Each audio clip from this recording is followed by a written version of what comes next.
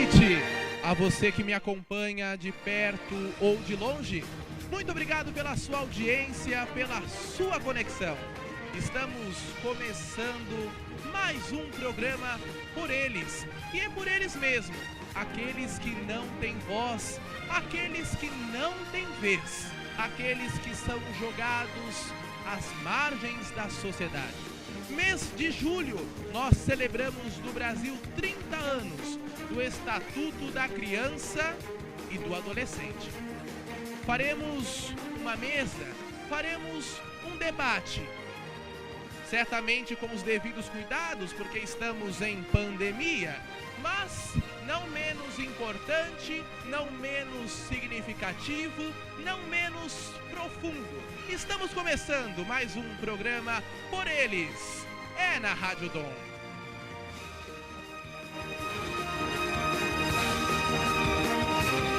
A você, muito obrigado pelo carinho, pela consideração, pela conexão. A você também, aluno do Centro Universitário Salesiano de São Paulo, obrigado pela sua audiência. 30 anos de Estatuto da Criança e do Adolescente. Temos convidados especialíssimos, convidados assim brilhantes, que vão discutir conosco nessa noite acerca do Estatuto da Criança e do Adolescente, onde? Na ação social. Isso mesmo. Se falávamos na rádio ontem, justamente sobre a questão das medidas socioeducativas, hoje vamos falar na dimensão da ação social. A ação social também faz parte do carisma salesiano. A ação social também faz parte dos pés, das mãos e do itinerário de São João Bosco, nosso pai e mestre.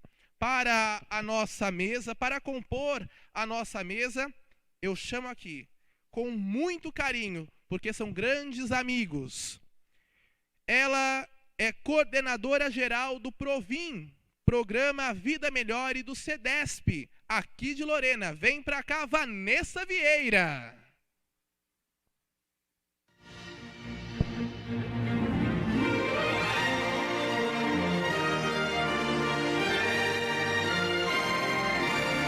Ela é assistente social formada em 2010 pela Universidade de Taubaté.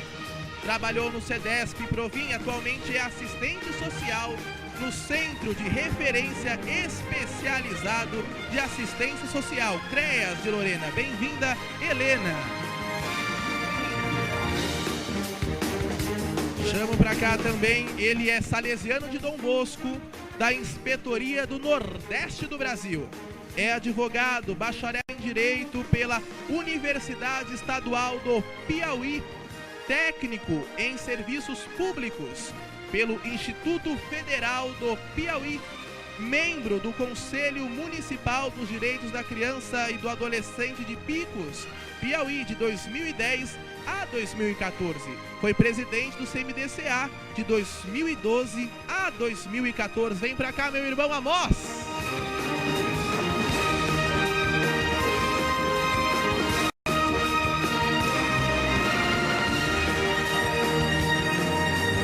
Ela é formada pelo Unisal de Lorena, da turma de 1993, licenciada em Psicologia, também especialista em Educação em Gestão, pós-graduada em Neuropsicologia e Gestão de Pessoas.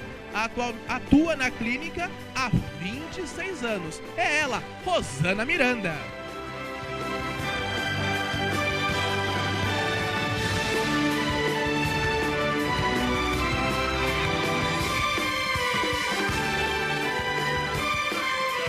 Com o time formado, posso dizer a você que essa noite será inesquecível. Essa noite certamente será uma noite profunda, uma noite de debate, onde o foco, onde os protagonistas não somos nós, mas certamente as crianças e os adolescentes do nosso Brasil. O nosso tema, 30 anos de ECA e os desafios da sua aplicação na ação social. Boa noite, Vanessa. Boa noite, Ronald. Boa noite, Helena, Rosana, Amós. Boa noite a todos vocês que estão nos assistindo. É uma alegria muito grande poder celebrar o aniversário do ECA, esses 30 anos aqui com pessoas que são comprometidas com essa missão. Muito obrigada pelo convite. Boa noite, Helena, e bem-vinda ao Teatro São Joaquim do Centro Universitário Salesiano de São Paulo. Sinta-se também em casa.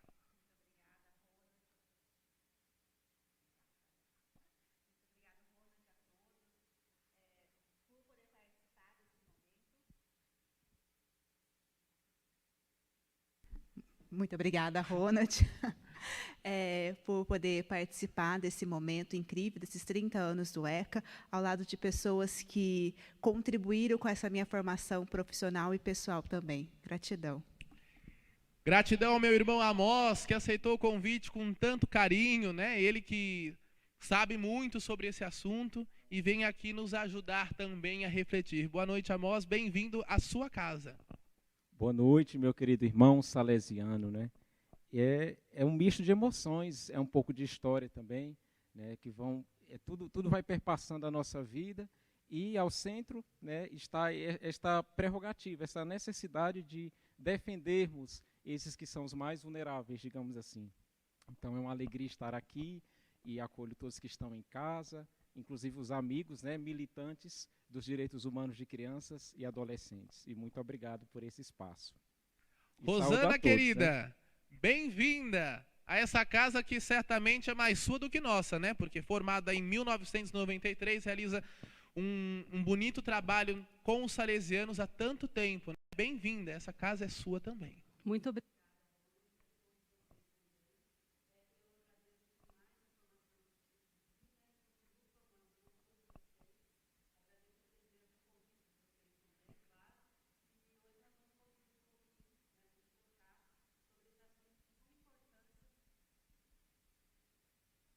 Esse assunto de suma importância, né, para a nossa família, para o nosso adolescente. Obrigada. Muito bem. E quem faz o comentário da nossa noite é também o salesiano Guilherme de Freitas. Boa noite.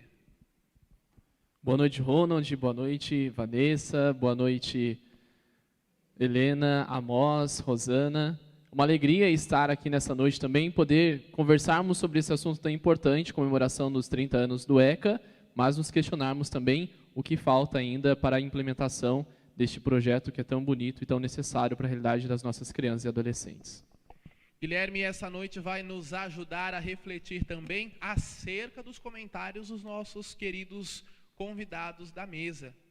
Guilherme vai nos ajudar a aprofundar mais e certamente a acalorar mais os nossos ânimos e a nossa discussão. O tema dessa noite, 30 anos de ECA e os desafios de sua aplicação na ação social. Falando da ação social, nós sabemos que sempre diante das dificuldades que assolam o nosso país, quem mais sofre são os vulneráveis. Quem mais sofre são os que mais necessitam.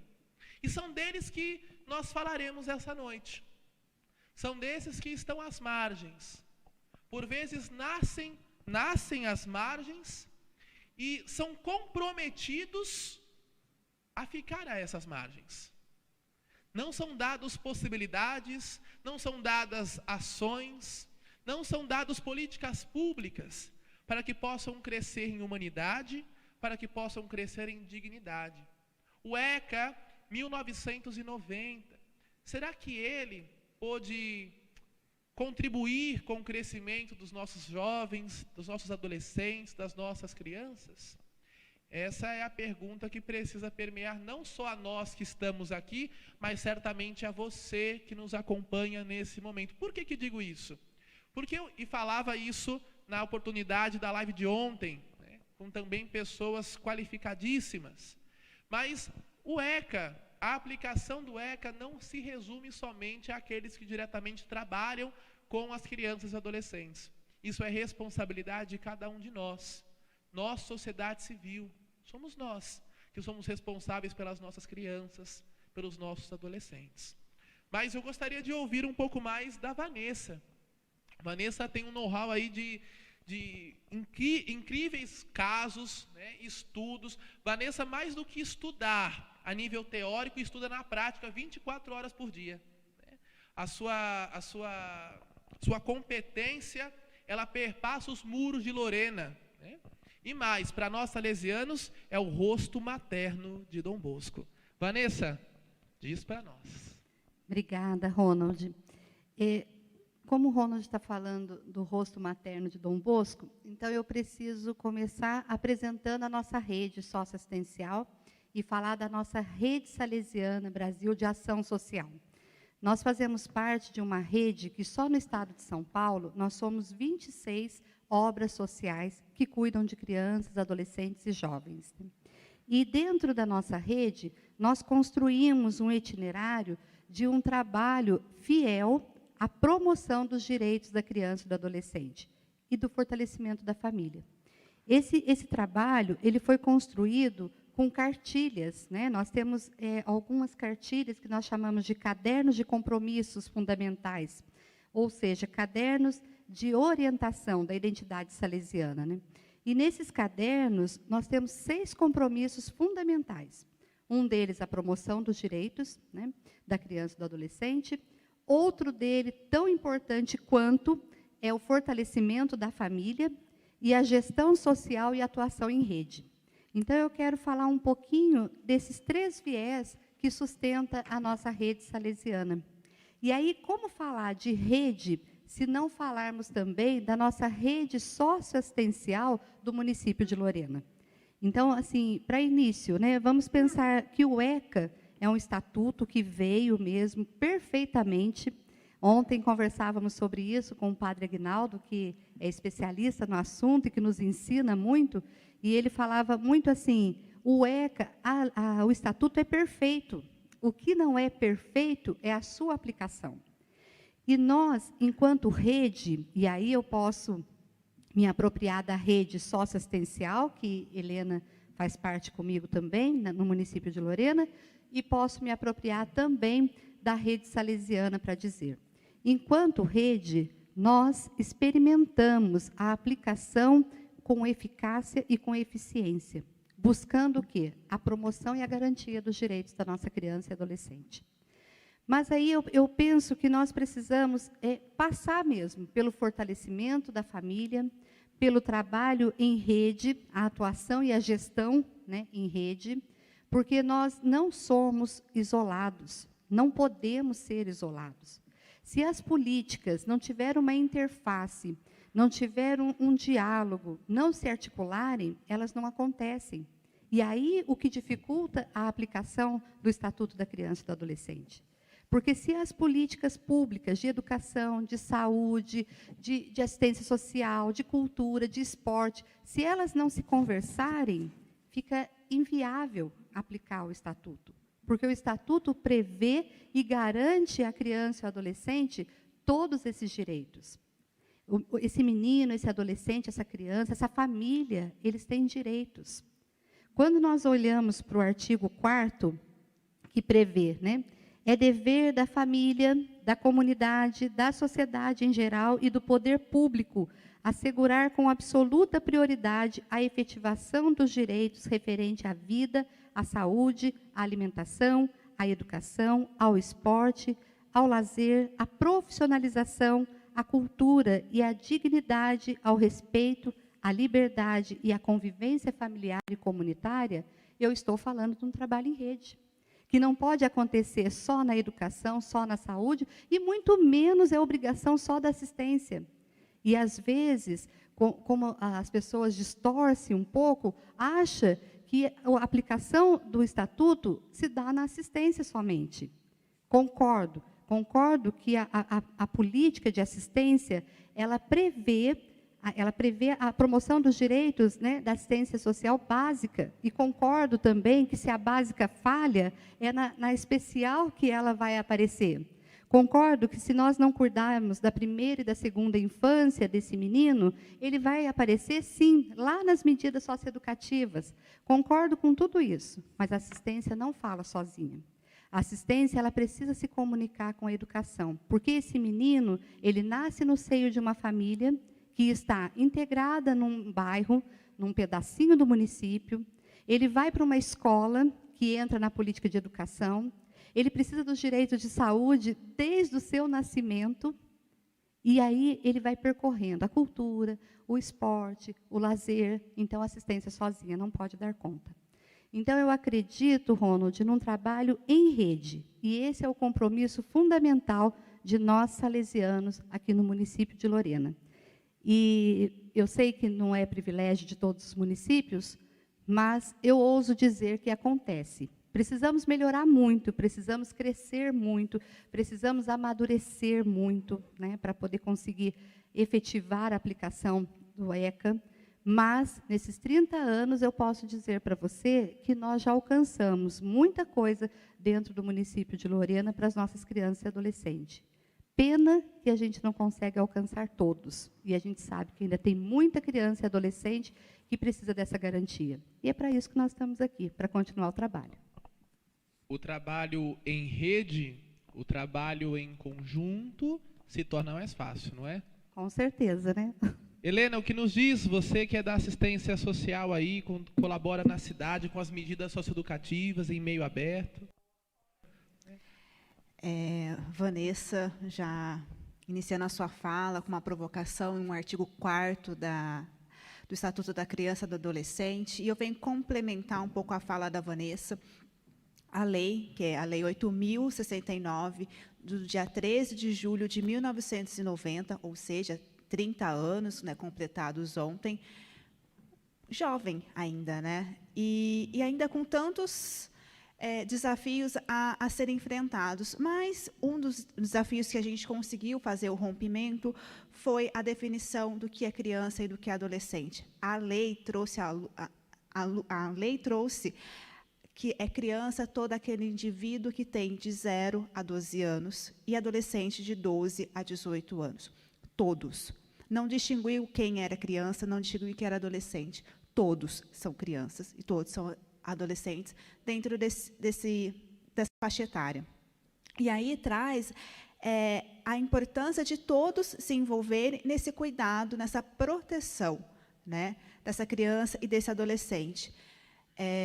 Hoje, trabalhando com os adolescentes em medidas socioeducativas, então eu trabalho com a parte especial do Estatuto da Criança e do Adolescente. A gente encontra alguns desafios, principalmente que, no tempo que nós estamos vivendo, né, nesse atual governo, e aí eu não posso não mencionar isso, a discussão sobre a redução da maioridade penal. O Estatuto tem 30 anos, e há 30 anos se discute sobre a redução da maioridade penal, né? Hoje, a maioridade é de 18 anos, e há legisladores e governadores que defendem essa diminuição. Mas ninguém defende a garantia do direito à educação, à creche. A creche é um direito da criança, não é um direito da mãe que trabalha. E hoje, em 2020, a gente faz essa discussão sobre o direito à creche, sobre o direito de uma criança de se desenvolver, né? A gente discute, quando essa criança cresce, os locais, as ações sociais dentro de um município, né, que às vezes são escassos, e acaba que a criança, porque a mãe precisa trabalhar, fica com os vizinhos, fica com a avó, e isso acaba essa criança sofrendo um pouco, sendo um pouco abandonada, né? Não por responsabilidade, por culpa dessa família, mas porque essa família não consegue gerir essa função protetiva sozinha. E aí, quando o adolescente infraciona, todas as lentes, foca nesse adolescente e o responsabiliza, como se o ato infracional dele fosse o que definisse. Muitas vezes, adolescentes que estão fora da escola há anos, né, uma defasagem de série e idade, adolescentes que não acessaram uma ação social, uma obra social, que não acessaram uma saúde de qualidade, uma escola de qualidade, e aí eles estão à margem. Então, a gente ouve, aquele adolescente de LA, A escola tem vários problemas, e a gente não isenta os problemas que as escolas estão enfrentando nos dias de hoje, até mesmo por conta da redução de gastos que as escolas vêm sofrendo, então, cada vez mais cortes na educação, e aí a escola tem todos os seus problemas. E aí, quando a gente entra numa escola para fazer alguma intervenção, para a gente poder matricular um adolescente, a gente ouve, desde do funcionário, dos serviços gerais até a direção, o adolescente de LA está dando problema. Que adolescente que é esse? Né? Como se ele tivesse uma tatuagem estampado, esse adolescente de LA, então ele vai dar problema, não quero esse problema na minha escola, então vamos excluir. Aí a gente vai... É um adolescente que, às vezes, tem problema com a dependência química, vamos fazer alguma intervenção na saúde, não quero ter problema porque esse adolescente vai me dar problema. Então, ele sempre é à margem, né? Fica à margem.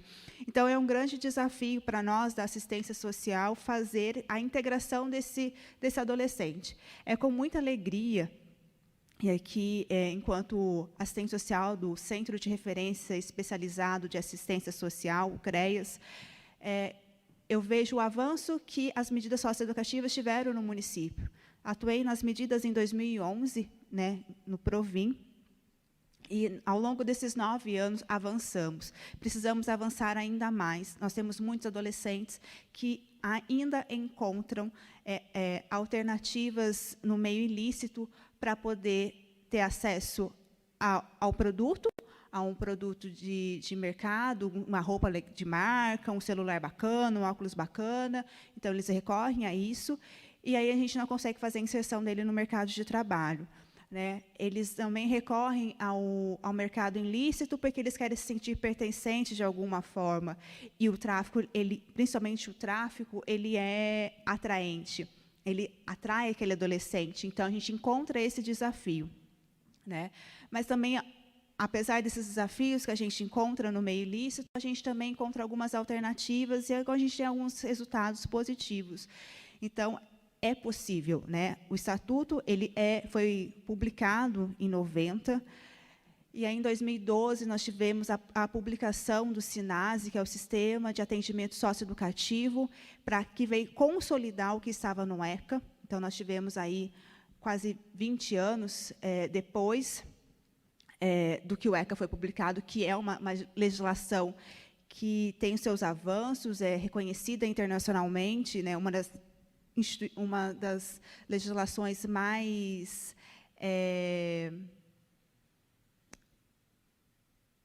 à frente, e na qual menciona todo o direito e todo o dever do adolescente, e aí os adolescentes aqui também têm os seus deveres. Precisou de uma outra lei para completar aquilo que o Estatuto da Criança e Adolescente disponha. Ainda assim, penso, né, que é uma lei que tem seus avanços. Né? A gente não encontra tantos meninos e meninas de rua, igual nós víamos nos anos 80, e foi por conta desses meninos e meninas de rua que muitos profissionais foram às ruas, brigaram por eles, lutaram por eles para garantir que eles tivessem direito. Então, hoje, nós estamos aqui, 30 anos depois, para a gente ainda garantir ainda mais o direito de toda criança e de todo adolescente, incluindo o adolescente em medida socioeducativa. Uma das maiores dificuldades sociais talvez seja o estigma. Quando eu deixo de olhar a humanidade do adolescente, a humanidade da criança, e apenas olho a questão do ato infracional. E quando eu olho para o ato infracional em si, eu vou descartando, mesmo que não querendo, mas quando eu olho e me impacto com apenas o ato infracional, eu vou descartando a possibilidade desse adolescente de futuro. Dom Bosco nos ensinou que todo jovem tem seu ponto de acesso. Então, a gente precisa encontrar esse ponto de acesso, incluindo nesse adolescente que infracionou por algum motivo. Ele tem seu ponto de acesso, ele tem sonhos, ele acredita, ele quer fazer algo diferente. É por isso que é importante olhar para a história. Sim. A história também nos dá respostas. Sim. E falando de história e falando de respostas, você já imaginou a situação em que uma criança ou adolescente, por inapta... Eita, até eu engasguei aqui. por inadaptação familiar ou social, é punida da mesma forma que alguém que cometeu um crime, pelo simples fato de ser pobre e não ter alguém responsável por ela. Por isso, acontecia no Brasil até 1990, quando vigorava no país o chamado Código de Menores, crianças e adolescentes considerados em risco, seja em função da pobreza, abandono ou maus tratos, essas crianças eram recolhidas e levados para onde? A instituições que também recebiam, que também tinham como seu corpo os menores de 18 anos que cometiam furtos, roubavam ou mesmo atentavam contra a vida de outras pessoas. Nesse período, a preocupação da lei era manter apenas a ordem social, corrigindo quem se encontrava em situação irregular e incomodava, segregando-os da sociedade. Com a entrada em vigor do Estatuto da Criança e do Adolescente, Lei 8.069 de 1990, que em 2020, este ano ontem, completou 30 anos, meninos e meninas passaram a ser vistos sob nova perspectiva, como sujeitos de direitos. E a preocupação da lei passou a ser a proteção integral de todas as pessoas com idade entre 0 e 18 anos. Entretanto, a simples vigência do ECA não garantiu que todas as suas previsões fossem cumpridas. Avanços ocorreram, de modo gradativo e contínuo, mas ainda hoje, parte do Estatuto ainda não é aplicado. Amós é salesiano de Dom Bosco e atuou de forma brilhante em Picos, no Piauí. E certamente tem a sua realidade específica, mas não é que é muito diferente do Brasil, não é? Diga para nós, Amós. Eu começo agradecendo, né, a presença dessas mulheres, né? Nossa, a gente treme na estrutura, viu? Com essas mulheres de experiência. Bendito é o fruto entre as mulheres, viu? Muito bem. É isso mesmo, irmão. E assim, confirmo a fala, né, tanto da querida Vanessa quanto da Helena, né, de toda essa riqueza que o Estatuto da Criança e do Adolescente nos trouxe. De fato, foi uma das legislações pioneiras, né? Assim que saiu a Convenção Internacional sobre os Direitos da Criança, né, a nível internacional, aliás, em 1889, o Brasil foi um dos primeiros, né, de fato, a incrementar e a trazer, né, para a Carta Magna, na Constituição Federal, digamos assim, essas prerrogativas, essa doutrina da proteção integral, que superou, como o Ronald acabou de dizer, todo um passado, todo um histórico de opressão e de objetivação, né? A partir do ECA, que a criança e o adolescente passaram a ser vistos como sujeitos de direito, né? Porém, o que eu gostaria de acentuar e de inquietar todos nós que estamos aqui, porque eu mesmo estou muito inquieto, né? Não é que a experiência em Picos tenha sido tão brilhante assim, porque não saí satisfeito no sentido de ver mesmo, pelo menos o mínimo, sobretudo no trabalho de um conselho de direitos, né? Mais tarde eu vou falar um pouquinho mais sobre isso. E essa inquietação ela deveria perpassar todos os brasileiros. Por quê? Porque enquanto existir uma criança, um adolescente que não conhece o mínimo, né, da sua dignidade, que não são reconhecidos como pessoas, e foi isso o que a Declaração Universal dos Direitos Humanos, desde 1948, já trouxe, né, reconhecer a pessoa humana, né, perante a lei, perante os direitos, a dignidade profunda que ela traz em si, inalienável, né, insubstituível.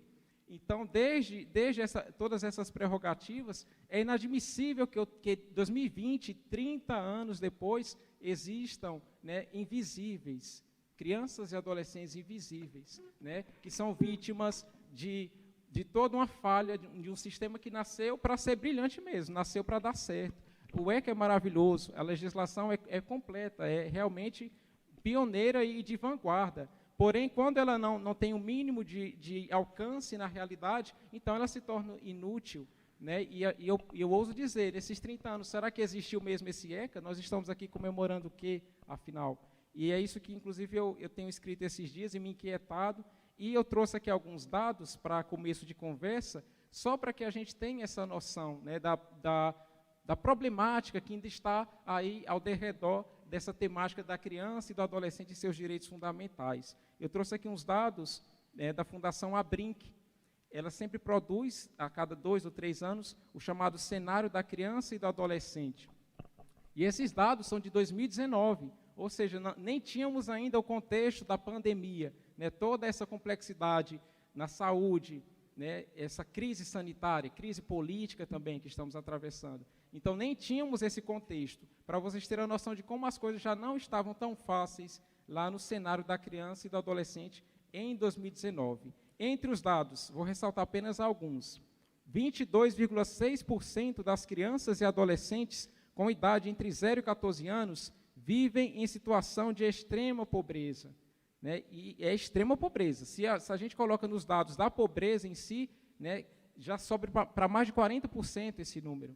E veja só, como que uma situação de extrema pobreza vai possibilitar o desenvolvimento pleno, né, o alcance mínimo daquela criança, daquele jovem, daquele adolescente, para ter todas as suas faculdades, né, a sua compleição física, tudo que ele é, com o extremo de pobreza, é impossível praticamente, já é como que uma sentença de morte para essa criança e para esse adolescente que nasce na situação de extrema pobreza.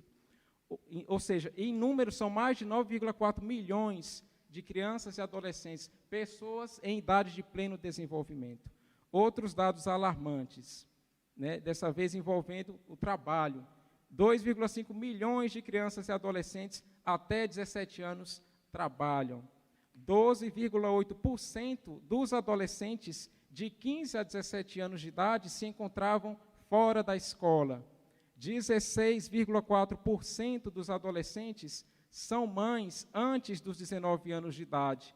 E no sentido do lazer, nós que somos salesianos e prezamos bastante pelo lazer, né, pela ludicidade, 64,9% dos estabelecimentos de educação básica figuravam sem quadras esportivas. Como que a gente fala de lazer, como que a gente fala de dignidade, de alegria, né, de tudo aquilo que está lá no 227 da Constituição Federal, que está no 4º artigo do ECA, se o mínimo de estrutura básica não está sendo oferecido para esses sujeitos de direito.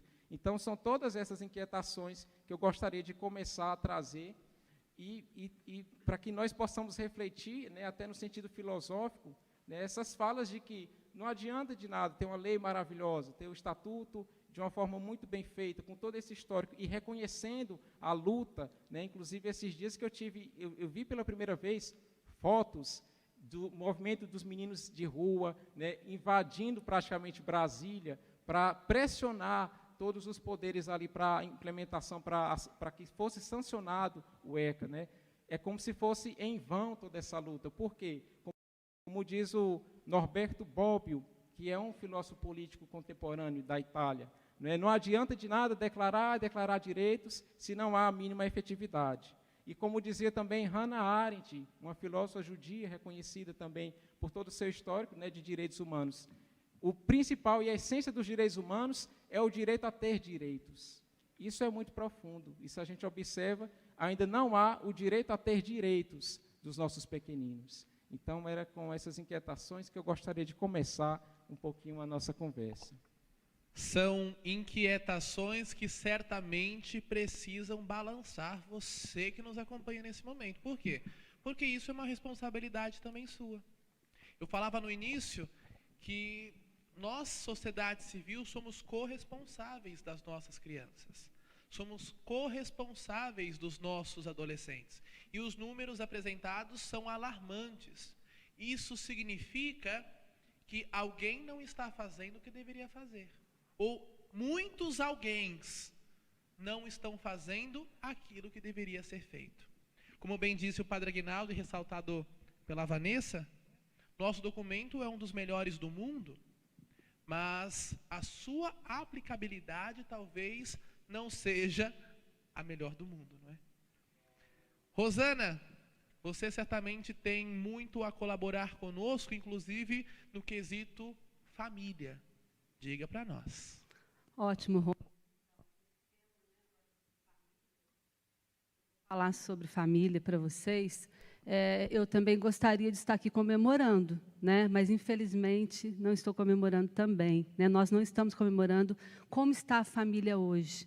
Qual é o papel que a família tem na educação desse filho, desse adolescente, desse jovem?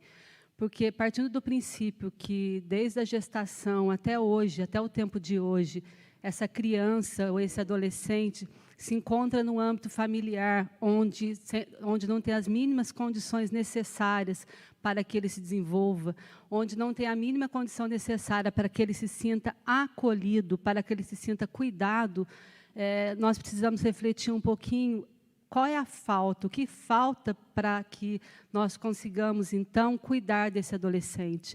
O que nós podemos fazer de mais concreto? Claro que nós sabemos que existem várias instituições, ressalto aqui o Provin, né, Obra Social Salesiana, que conheço faz tempo, que também sou voluntária lá, trabalho há muito tempo com a Vanessa, né, e gosto muito, por sinal, e vejo ótimos resultados. Mas como aqui a gente está falando no geral, né, em toda a complexidade dessa situação familiar, eu acho importante a gente refletir um pouquinho, por que será que o jovem não gosta de estar na casa dele? Se a casa é o lugar onde ele deve se sentir acolhido, se a casa é o lugar onde ele deve se sentir amado, né? Eu acho muito importante esse cuidado que a lei nos revela, né? Mas o que nós podemos fazer para a família? Eu acho importante a gente resgatar e focar na família. Eu acho que não dá para ser mais velado que está tudo bem no âmbito familiar, e não está. Quando eu falo isso, eu estou falando de maneira geral, tá, gente? Eu gostaria de estar falando ao contrário.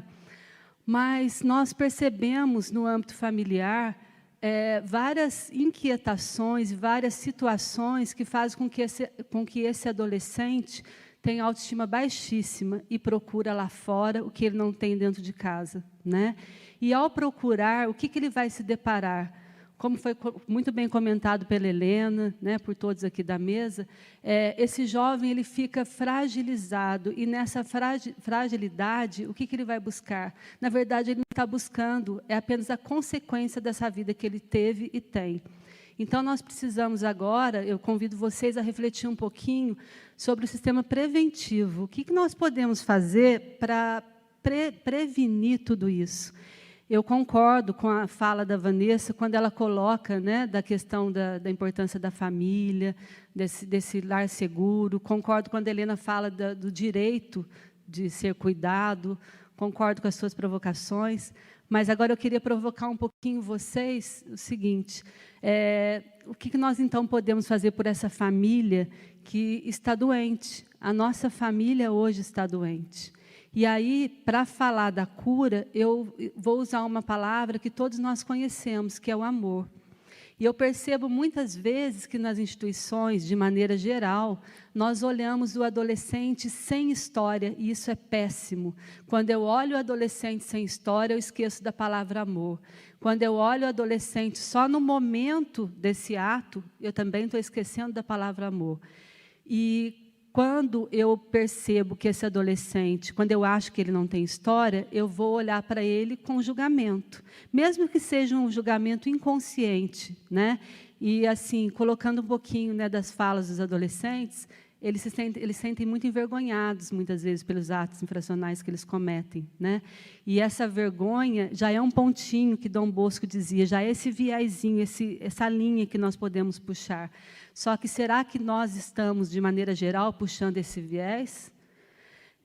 Por que nós precisamos de uma lei para ensinar, né, a não julgar esse adolescente? A partir do momento que nós precisamos de uma lei para ensinar que nós não devemos julgar, o que está errado em nós?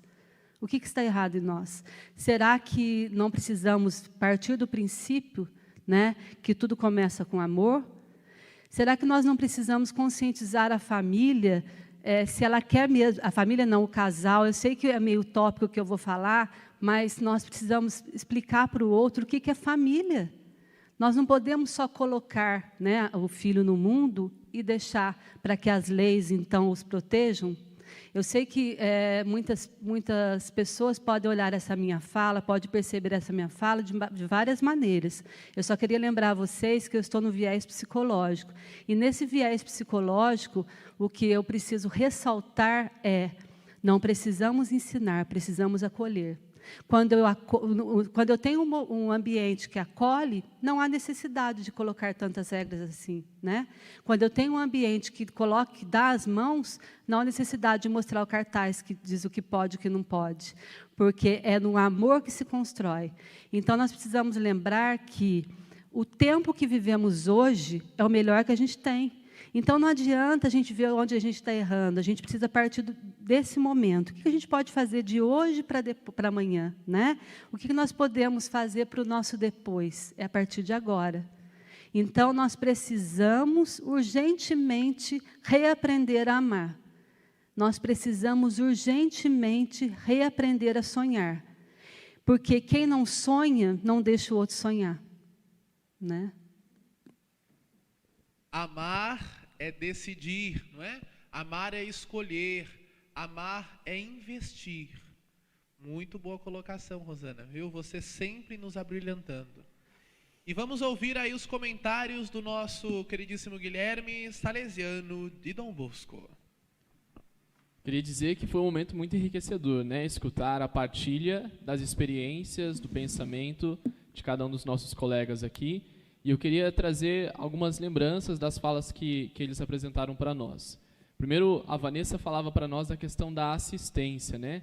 Hoje, nós aqui na cidade de Lorena, graças a Deus e ao esforço de muitas pessoas, temos uma rede de assistência que funciona, né? Talvez não como um ideal, talvez não conseguindo suprir todas as necessidades, porque são muitas as demandas, mas nós temos. Mas enquanto ela falava, eu pensava o quanto essa palavra assistência, às vezes, ela é mal interpretada ou mal usada. E a Vanessa afirmava isso, né? De que a assistência, e eu pensava até na origem da palavra, né?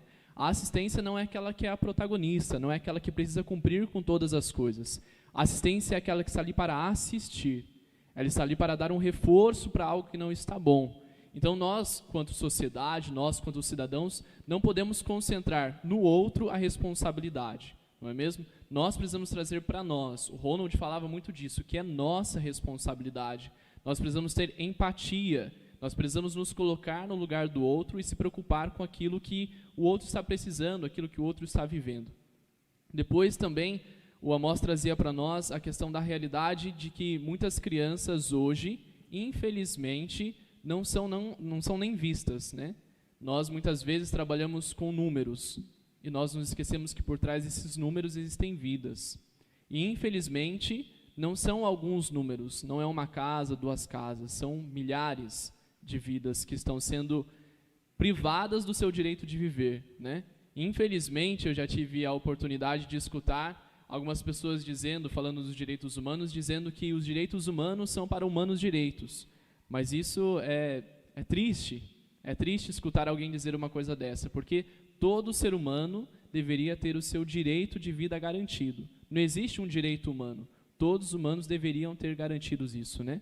E enquanto eles falavam também, me vinha à memória, uma vez que eu tive a oportunidade de visitar a Fundação Casa, aqui na cidade de Lorena, nós estávamos refletindo com os jovens lá da Fundação sobre a questão da redução da maioridade penal. E eles estavam dando a opinião deles sobre isso, né? Se eles concordavam ou não. E foi muito interessante ouvir da boca daqueles meninos o que eles acham, o que eles pensam disso. E aí um dos educadores perguntou assim para eles: quando vocês saírem daqui, a hora que vocês chegassem lá fora, a hora que vocês voltassem para a casa de vocês, o que vocês queriam, assim, talvez pudesse mudar alguma coisa? O que vocês queriam que tivesse mudado? E naquela hora a nossa cabeça pensa milhares de coisas, né? Mas um adolescente disse assim: eu mudaria no meu bairro a realidade de não ter uma quadra para poder jogar bola. E a gente ficou assim: nossa, mas uma quadra para poder jogar bola? O que você pode escolher tanta coisa para mudar, tanta coisa para ser diferente? E ele disse assim: porque se no meu bairro tivesse uma quadra para eu jogar bola, eu não ia passar a tarde inteira sentada na calçada conversando com os meus amigos, e aí o traficante não ia vir encher o meu saco para querer me fazer vender droga ou ser aviãozinho e às vezes parar aqui dentro, né, por causa dessas ações. Então, se tivesse uma quadra no meu bairro, talvez eu não estaria aqui. Então, são coisas simples, são ações simples, que talvez para mim não faça diferença alguma, talvez para você não mude nada, mas nós precisamos ter a consciência do coletivo, né? Nós precisamos pensar em comunidade. E os meus colegas aqui traziam na fala deles, e a Rosana enfatizava agora no final a importância do quanto o espaço onde as nossas crianças, onde os nossos adolescentes crescem, o quanto isso influencia na vida deles. Desde dentro de casa, desde o seio materno, com cada palavra que um pai, que uma mãe fala, que um irmão diz também, que um tio, que uma avó fala, o quanto isso impacta na vida da criança. O ambiente da rua, o ambiente da escola, o ambiente do trabalho, todos os lugares, não só da criança, de nós também, o quanto nós, às vezes, quanto jovem, quanto adulto, somos influenciados e somos educados a muitas coisas que às vezes não são tão boas. Então é nosso dever e é nossa obrigação termos essa consciência do coletivo. Nós ouvimos aqui, eu partilho da experiência, da fala dos meus colegas aqui, de que falar de 30 anos de ECA talvez tenha muitas coisas positivas, mas nós temos muita coisa ainda para correr atrás. Muita coisa porque muitas vidas ainda não têm o direito de vida garantido. Talvez porque a gente está acomodado. Talvez porque não me toca, porque não tenho problema. Na minha casa tem tudo, não me falta nada. Então, eu fico lá vendo o jornal e aí vejo falar das mortes, eu vejo falar das tragédias. Eu escuto falar que a educação não está boa, mas eu estudo numa escola boa, eu tenho um ensino de qualidade. Eu escuto falar que, nesse tempo de quarentena, muitas pessoas sofrem por não poder estudar, porque não tem internet, às vezes, em casa, porque não tem um aparelho eletrônico, mas eu tenho a minha faculdade, eu estudo, não tenho problema com isso, isso não me afeta. Enquanto o problema do outro não tocar a minha vida, talvez o ECA, talvez possa ser o melhor documento, construído com lindas palavras, mas não vai passar de letra morta. E é nosso dever a aplicabilidade disso. Então, queria agradecer a oportunidade de estar aqui com vocês e enriquecer também a minha experiência, quanto salesiano, quanto jovem, que luta também pela vida de outros jovens, de outras crianças, escutar essa partilha. E espero que vocês também tenham essa experiência, sejam tocados por isso, né? De se sentir incomodados, sair do comodismo. Aristóteles, filósofo clássico, vai nos dizer que nós somos seres políticos, que a todo momento nós estamos em relação. Só que numa sociedade, por vezes, individualista, corremos o risco de formarmos guetos, formarmos grupos, isso quando formamos grupos e formamos guetos. Mas, quando nós olhamos apenas para o nosso umbigo e entendemos esse umbigo, não olhamos para o outro, não queremos o outro, e aí nós acabamos entrando em decadência, porque corremos o risco de, por vezes, nem querermos a nós mesmos. E falar disso em 30 anos de Estatuto da Criança e Adolescente tem muito a ver, porque ele toca a nós, ele toca as nossas relações, ele toca quem somos, porque nós somos brasileiros. E nós carregamos títulos de brasileiros que não desistem nunca. Nós carregamos títulos de brasileiros quase ex-campeões, não é ex-campeão? Acho que é ex-campeão aqui, né? Tá em penta, vai para ser hexa, né? E nós pegamos a camisa do Brasil e a beijamos como se fosse a nossa primeira namorada, nosso primeiro namorado. Mas nós precisaríamos querer beijá-la também em outros lugares, em outras questões, entre elas o cuidado, entre elas o compromisso, entre elas o comprometimento, entre elas querer se colocar no lugar do outro. Mas são 30 anos de ECA e os desafios da sua aplicação na ação social. Estamos indo para o nosso segundo bloco, né, segunda parte do nosso programa aqui. E eu tenho uma pergunta, só que não necessariamente precisa seguir a linha da mesa, tá bem? Então a gente vai conversando, vai respondendo, vai partilhando. Minha pergunta primeira diz assim: as crianças e jovens de nosso país, os déficits de aplicação do ECA diante das vulnerabilidades sociais e psicológicas. Vou repetir. As crianças e jovens do nosso país e os déficits da aplicação do ECA diante das vulnerabilidades sociais e psicológicas.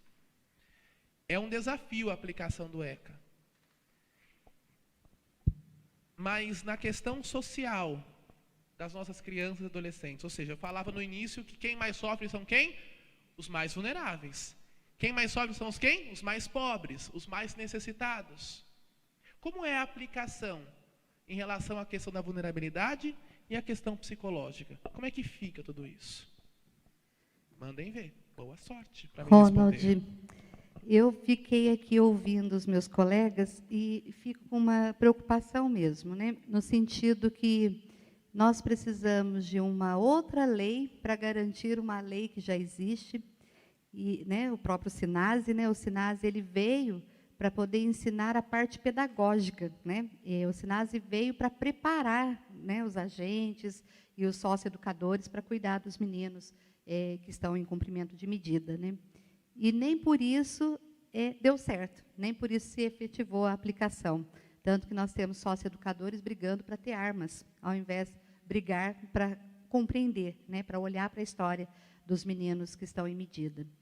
E eu fico pensando aqui, a Helena falava também do mercado, né, que os meninos acabam procurando o mercado do tráfico, das drogas, porque ele não encontra espaço no mercado. E é uma realidade, né? Nós temos a lei da aprendizagem, que prevê que os meninos de 14, né, até 21 anos possam estar numa empresa, mas nós não temos fiscalização para isso. E nós sabemos que o número é muito baixo dessa aplicação da lei da aprendizagem. Nós sabemos que nós não conseguimos colocar os meninos dentro das empresas, né? Depois eu fiquei pensando no Conselho de Direito, que também seria um conselho para que a gente pudesse utilizá-lo até como voz, né, das nossas crianças e adolescentes. E sabemos também que o Conselho não consegue se efetivar porque não tem nele os agentes de todas as políticas, representação de todas as políticas. É devido, mas não tem, né? Nós sabemos disso. Eu fui presidente do Conselho em 2 gestões consecutivas, e a Helena me acompanhou, e sabemos da luta que era, né, para a gente ter ali representantes da educação, do esporte, da cultura, da saúde e da sociedade civil também. Quando eu falo representatividade, não é só corpo presente, não. Eu falo da representatividade com comprometimento, com desejo político, né, com mão na massa, né? E nós sabemos que são poucos. E a gente sabe que é grande, né? A nossa empreitada é grande.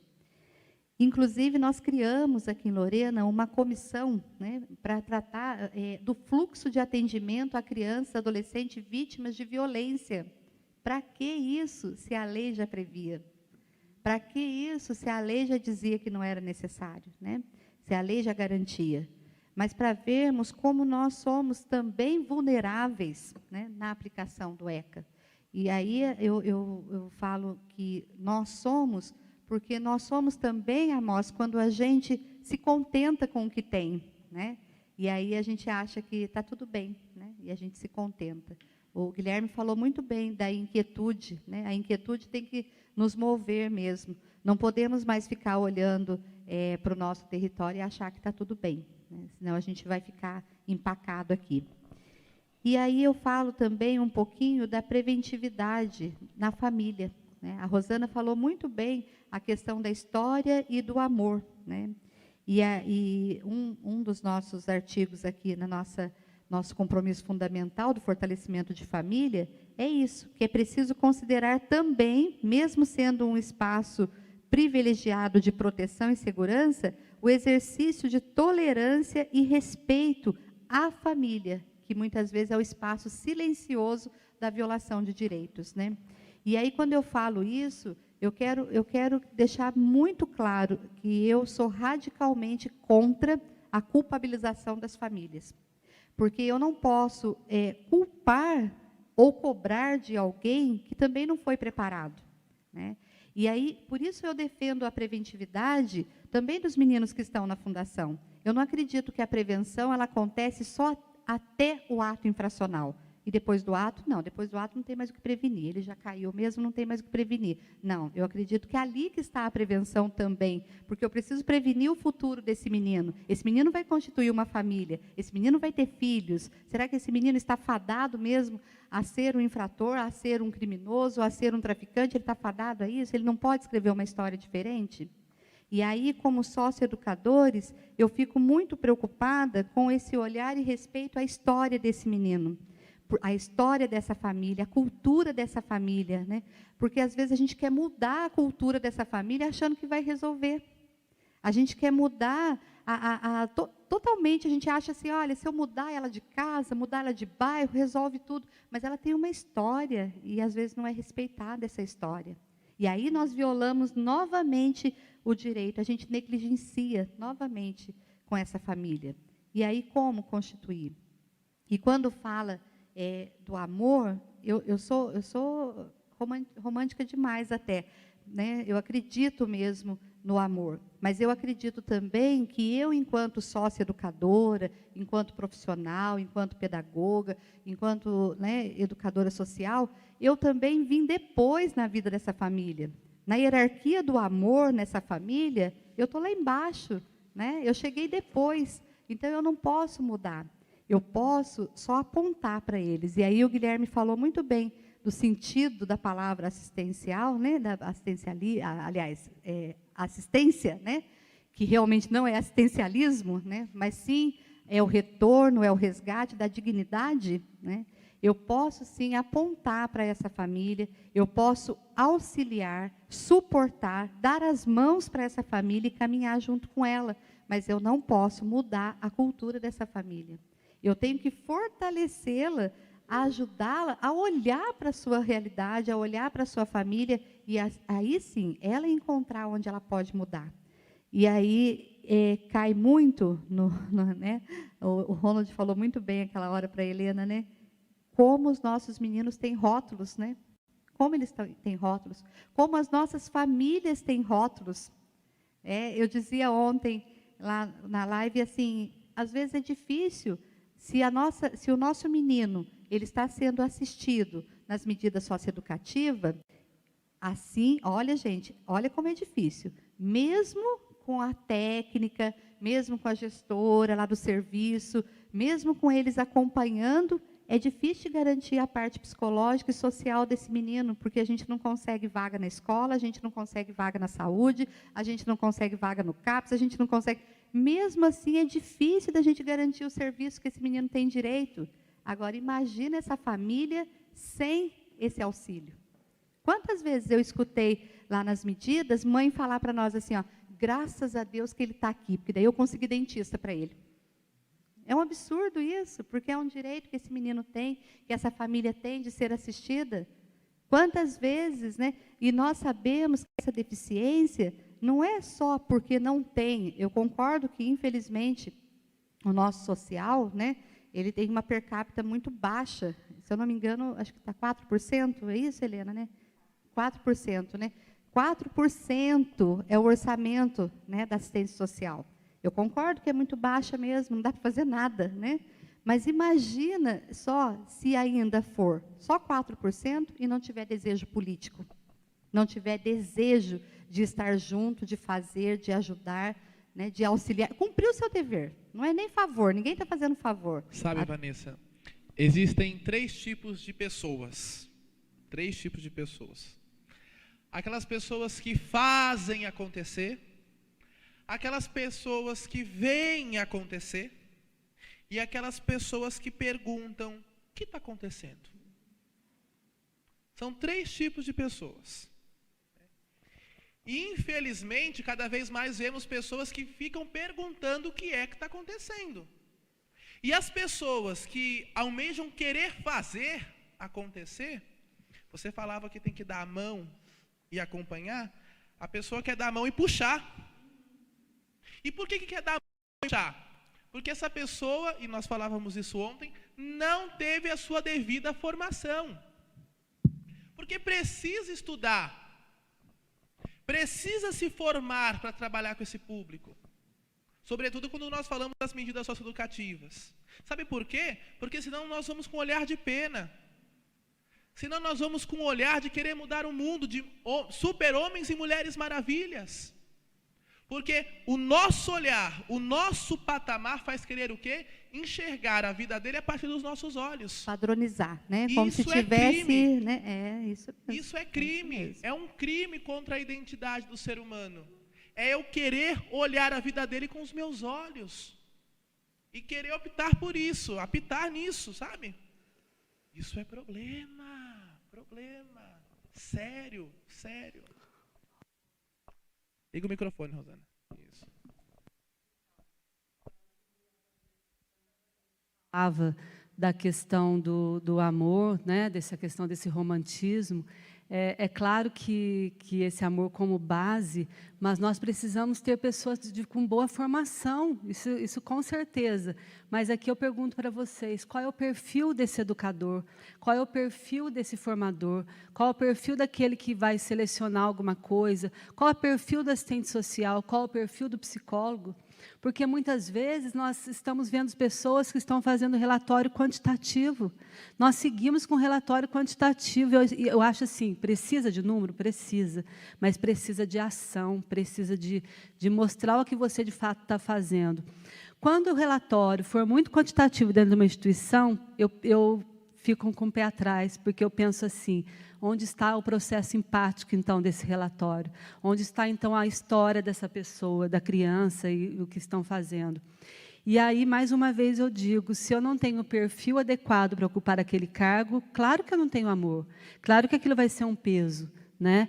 E aqui eu cito Carl Rogers para a gente refletir um pouquinho, né? Que quando ele falava, né, tem uma fala dele que ele diz assim, quando a criança está aprendendo a andar, ela cai, ela levanta, ela cai, ela levanta, e os pais eles vão seguindo atrás. Tem que seguir, tem que estar junto. Não é assim, esse aprendeu a andar, aquele aprendeu a andar. Então, muitas vezes, nós colocamos pessoas para só dizer, esse sabe andar, esse não sabe andar. Ou esse eu vou puxar para sempre, ou esse não adianta puxar. Né? Então, nós precisamos, sim, de pessoas que amam, mas precisamos, sim, de pessoas que têm perfil. E aí, eu não vou nem entrar nessa reflexão, como está a nossa educação hoje, né? Só vou deixar isso para a gente pensar. Como está a nossa educação hoje? É certo que cada pessoa, Rosana, é única. Né? E é certo também que cada pessoa tem a sua identidade, a sua dignidade, a sua individualidade. E nós corremos o risco, e por vezes caímos nesse risco, nesse emaranhado de impossibilidades, não é? Eu esqueci o nome agora, estou tentando lembrar, né? Mas em penhascos, nós definhamos justamente em quê? Nos individualismos. Quando a nossa capacidade narcísica de olhar tanto para nós e esquecer do outro, mas nós temos a nossa individualidade, nós precisamos ser tratados como únicos, não como números. Não como números. E é muitas vezes o que chega para nós. Né? Eu partilho da experiência, por exemplo, do conselho, lá com o Dr. Daniel, e aproveito para mandar um abraço, porque me mandou o WhatsApp aqui.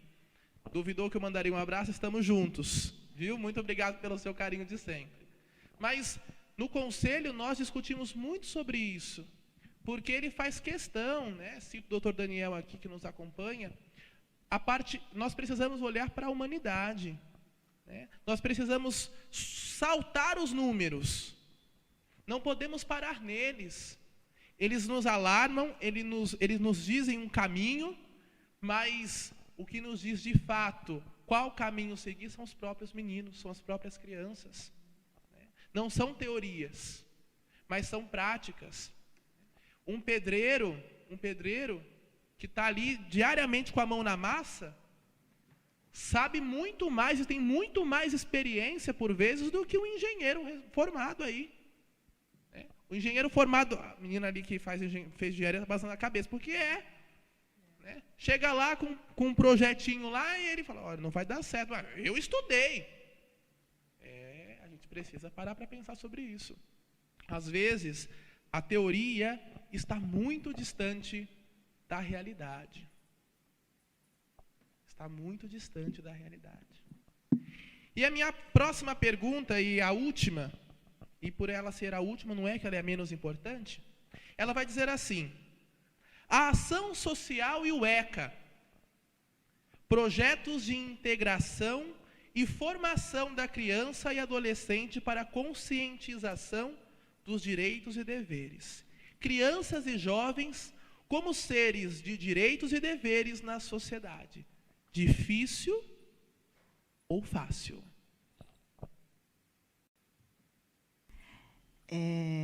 Nossa, estou bem inquieta aqui.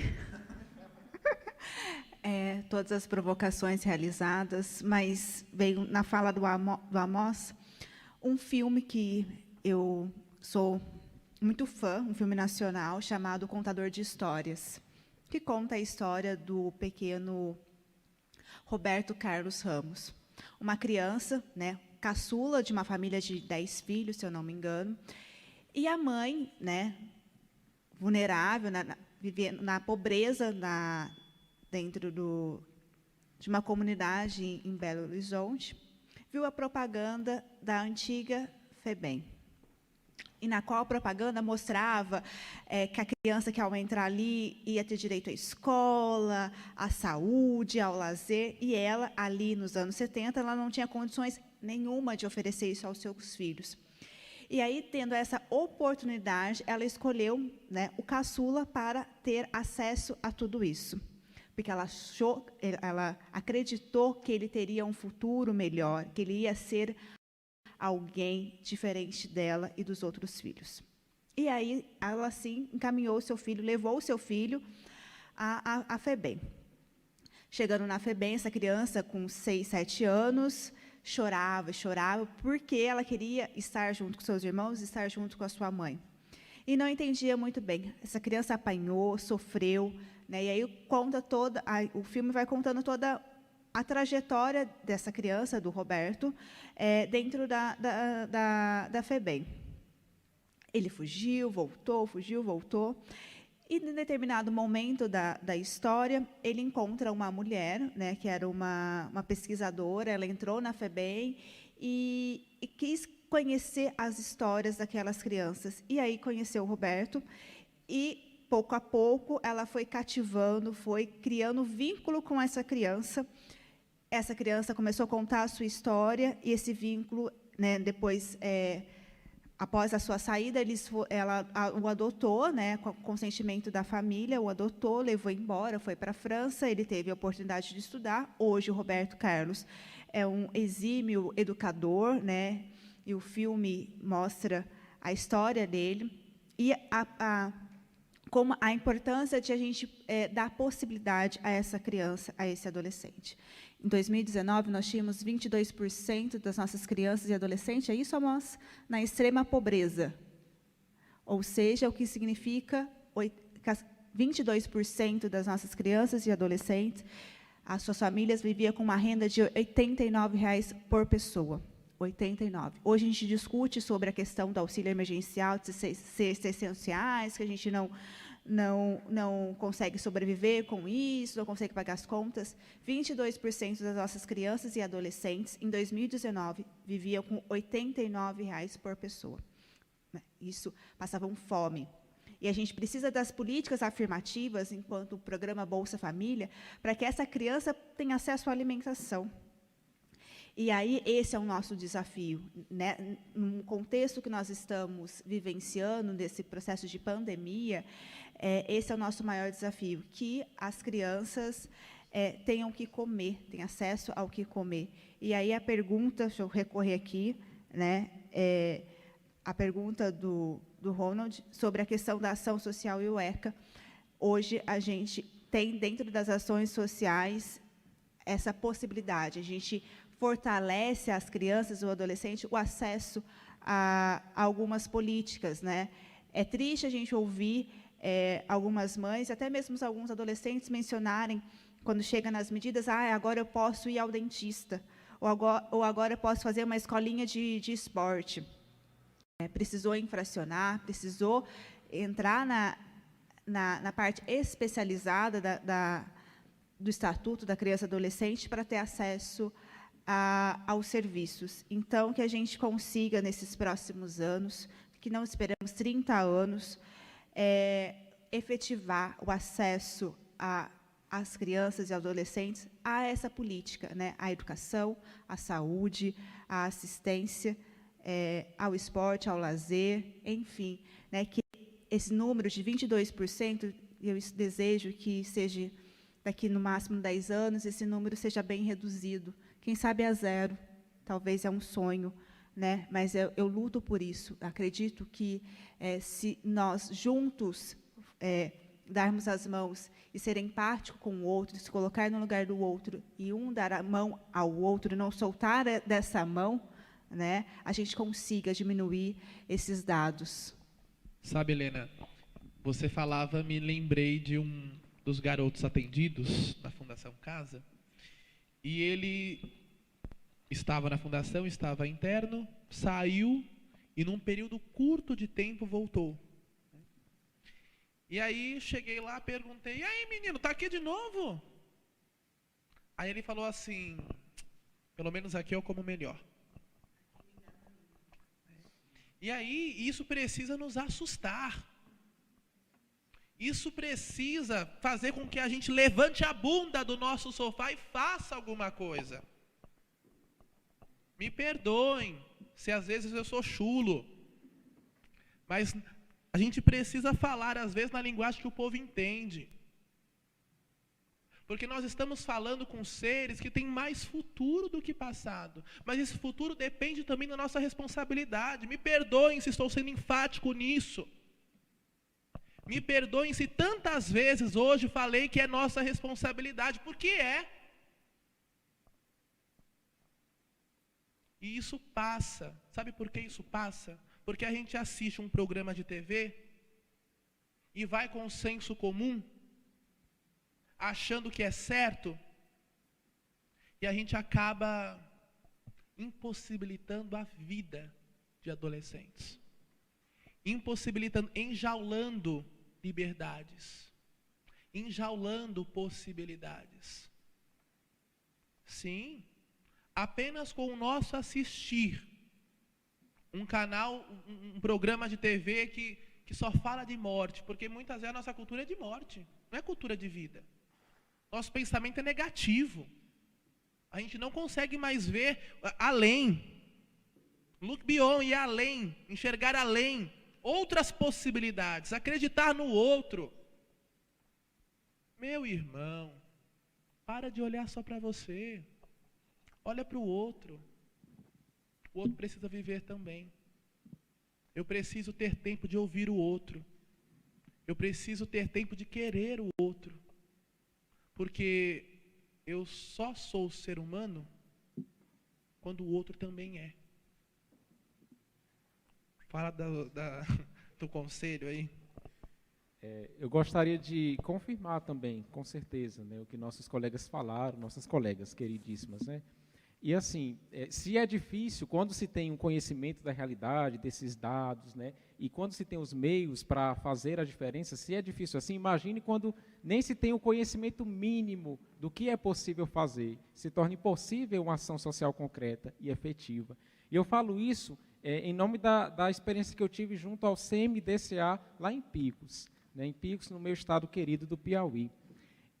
Simplesmente é impossível, eu falo nessa palavra mesmo que é forte, o impossível, porque se não se tem uma noção mínima da realidade, sobretudo ali do próprio município, né, das políticas de atendimento, né, das áreas, como que se vai estabelecer uma prioridade de ação política, que é justamente o que o ECA procura, né, as prioridades absolutas, né, voltadas para a criança e para o adolescente. E eu falo isso em nome do Conselho de Picos, quando eu era membro, né, mais de 10 anos de existência, e não havia um diagnóstico da realidade. Isso é até ilógico, né, como que um conselho de direito vai atuar, e até todos os outros órgãos do sistema de garantia, se não se tem o traçado ali, pelo menos um mínimo de estudo das políticas, né, das ações, das maiores demandas e necessidades da área da criança e do adolescente. É impossível ter uma ação política eficaz, nem se tem instrumento para cobrar, né, dos políticos, cobrar das autoridades pertinentes, a ação que é,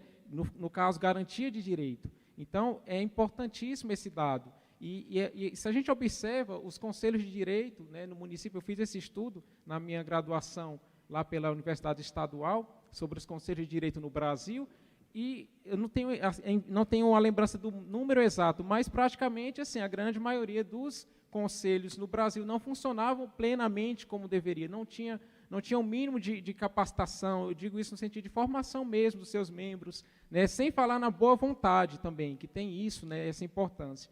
E não basta só a boa vontade, é preciso ter essa qualificação, porque é um serviço técnico também, é um serviço que exige mais do que o amor, que é grande. O amor, com certeza, é um diferencial e deve existir com o cuidado do ser humano.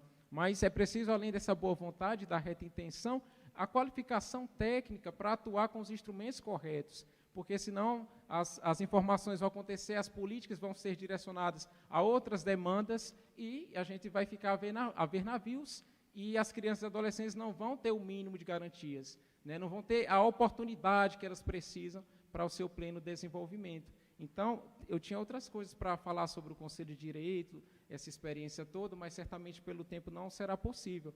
E eu termino assim, conclamando mesmo, né, a gente critica os políticos, né, as instituições governamentais, mas esquecemos que um órgão como esse, um Conselho de Direito, ele é uma porta aberta para um ente como nós, uma pessoa como nós, né, sociedade civil, para que nós possamos ingressar lá e também deliberar sobre os direitos de criança e adolescente. E é aí que a gente falha, é aí que a sociedade falha, porque as pessoas nem sabem o que é Conselho de Direito, confundem com o Conselho Tutelar, né, que é outra instância também, e outro órgão essencial do trabalho, né, e acaba que quem perde é a política, e quem perde, no final de tudo, são os nossos vulneráveis, né? E quando eu vejo todos esses relatos dos adolescentes em situação de infração, é simplesmente um reflexo de vulnerabilidades que atraem outras vulnerabilidades. É simplesmente isso, é um ciclo vicioso que vai engolindo os nossos meninos e a gente não só se conforma, como também condena, critica e acha que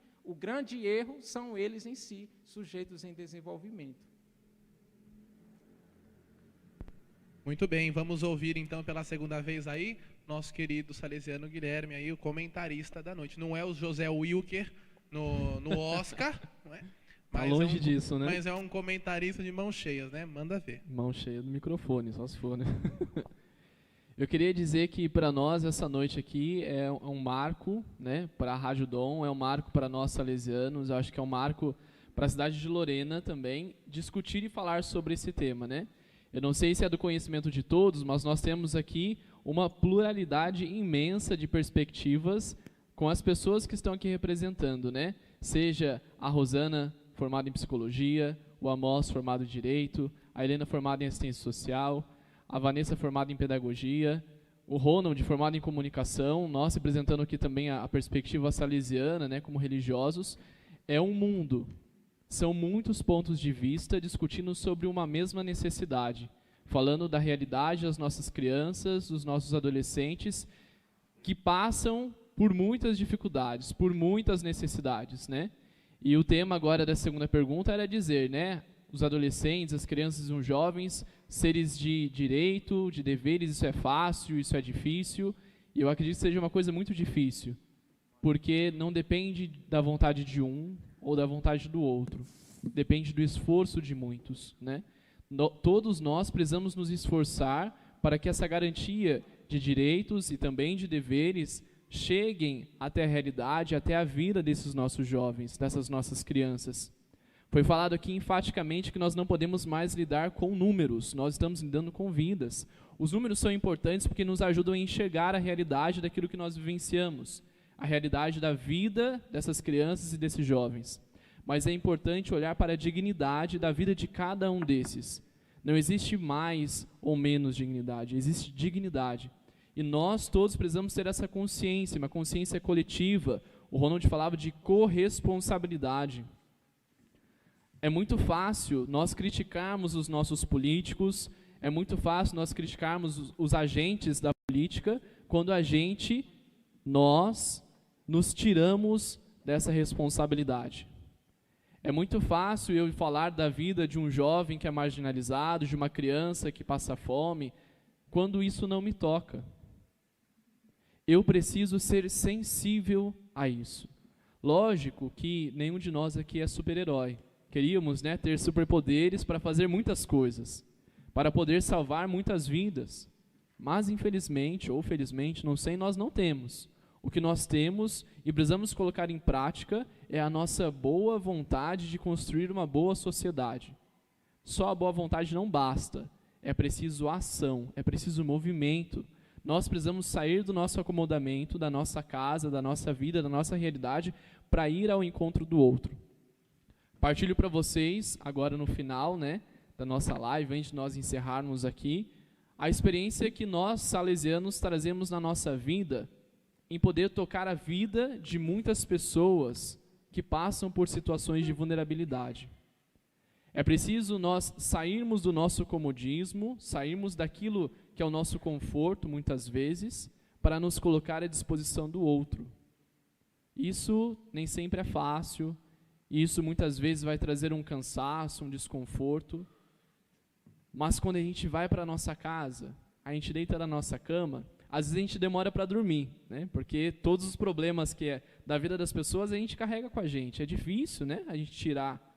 Mas quando a gente consegue dormir, a gente sonha com a vida daquela criança que a gente pôde ajudar.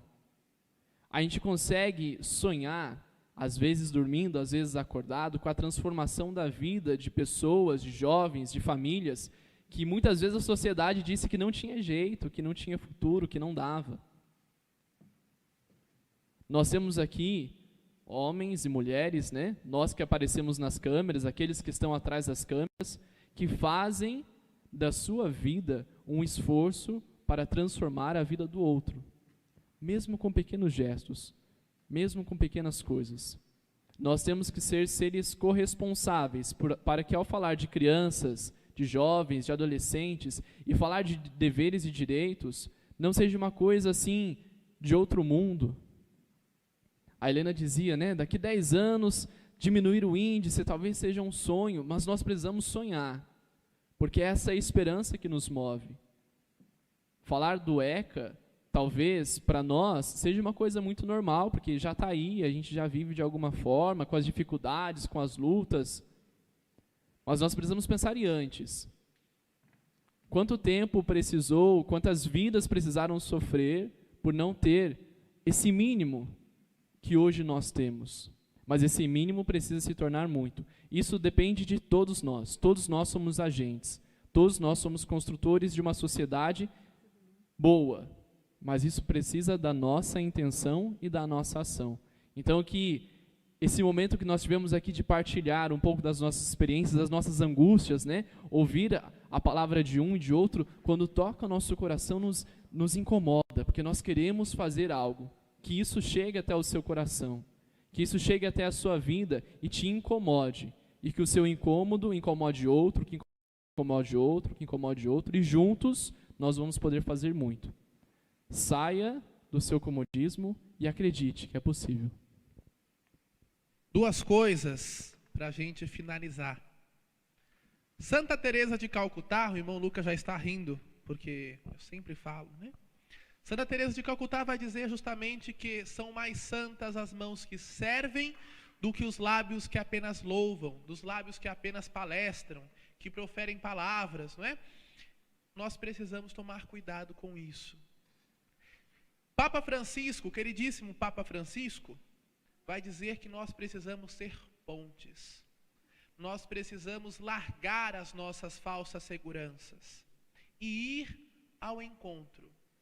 E quando eu digo, né, usando as palavras de Santa Teresa de Calcutá, que são mais santas as mãos que servem, e depois digo da ponte, não há como não dizer do trabalho que o Provin está realizando, o CEDESP está realizando, de ir ao encontro. Bom, se eles não podem vir até nós vamos até eles.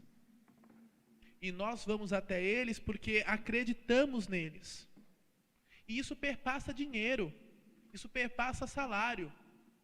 Entra-se na perspectiva do amor. Uma ação dessa não isola a solidariedade. Uma ação dessa entende o que é cuidar. uma ação dessa coloca em evidência e coloca em aplicação o próprio Estatuto da Criança e Adolescente. Bom, se você não vai até mim, eu vou até você. Sabe por quê? Porque eu acredito em ti, acredito na tua história e acredito no teu futuro. São os vários sims de várias pessoas que, formando-as, dão um sim maior, dão um sim de vida e um sim de vida em abundância, profundamente evangélico. A você que nos acompanhou nesse momento, muito obrigado pelo seu carinho, muito obrigado pela sua audiência. Nós somos família salesiana. Só um minuto aqui, preciso colocar a senha. Muito bem, agora vai dar certo, hein?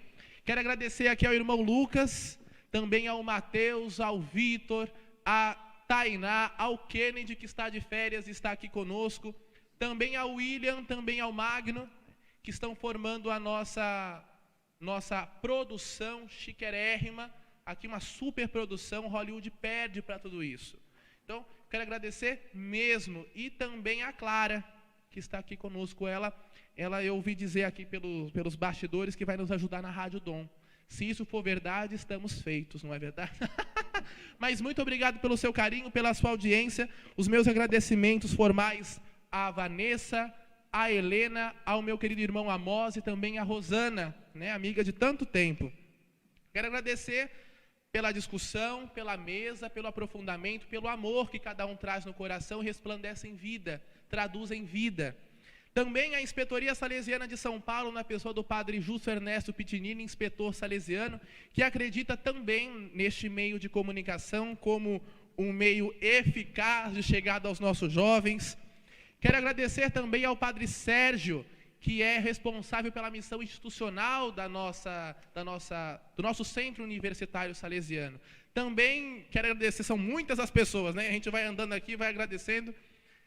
A gente agradece ao padre Luiz Fabiano, que é diretor da Presença Salesiana de Lorena, ao irmão José, que dirige o Provim junto com a Vanessa e realiza um trabalho tão bonito, tão significativo com as nossas crianças. A você que nos acompanhou até aqui, muito obrigado pelo seu carinho, pela sua audiência.